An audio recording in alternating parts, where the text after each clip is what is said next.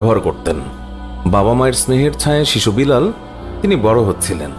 হঠাৎ করে বিলালকে এতিম করে তার মা বাবা পাড়ি জমান না ফেরার দেশে।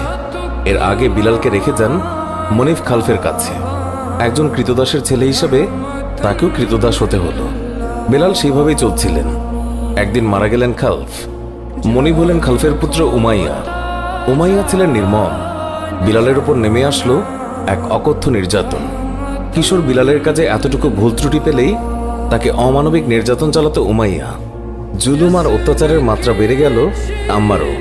তারই মতো একজন হতভাগ্য কৃতদাস আম্মার পরে নবী সাল্লাল্লাহু আলাইহি ওয়াসাল্লামের সাহাবাদের একজন হয়ে ওঠেন এবং তার হাতে স্থাপিত হয় ইসলামের প্রথম মসজিদের ভিত্তিপ্রস্তর।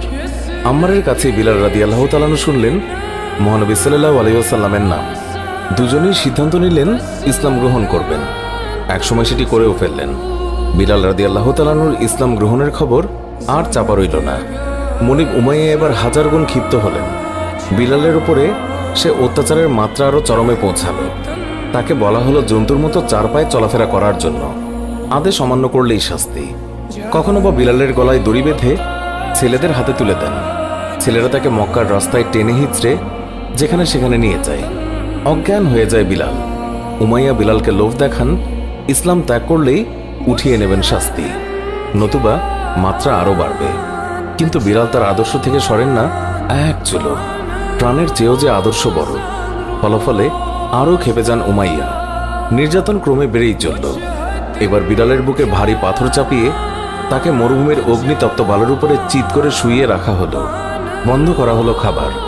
চাবুকের আঘাতে আঘাতে তাকে জর্জরিত করা হলো। ক্ষত বিক্ষত দেহে ছড়িয়ে দেওয়া হলো লবণ। কখনো বা চুবিয়ে রাখা হলো পানিতে। অসহ্য যন্ত্রণায় কাতর হয়েও নিজের আদর্শকে অস্বীকার করলেন না একটিবারের জন্যও। মনে মনে শুধু আল্লাহর কাছে প্রার্থনা করে যান একদিন নিশ্চয়ই এই যন্ত্রণার অবসান হবে। বিলালের উপরে এই ভয়ঙ্কর নির্যাতনের খবর গেল নবীজি সাল্লাল্লাহু আলাইহি ওয়াসাল্লামের কাছেও। কেঁদে উঠল তার অন্তর। ভাবতে লাগলেন যে কি করা যায়। সাহাবীদের সাথে আলোচনা করলেন। হযরত আবু বকর সিদ্দিক রাদিয়াল্লাহু তাআলা আনহু নবীজিকে বললেন, যেমন করেই হোক আমি হযরত বিলাল রাদিয়াল্লাহু তাআলা আনহুকে মুক্ত করে আনবই ইনশাআল্লাহ। যত টাকা লাগে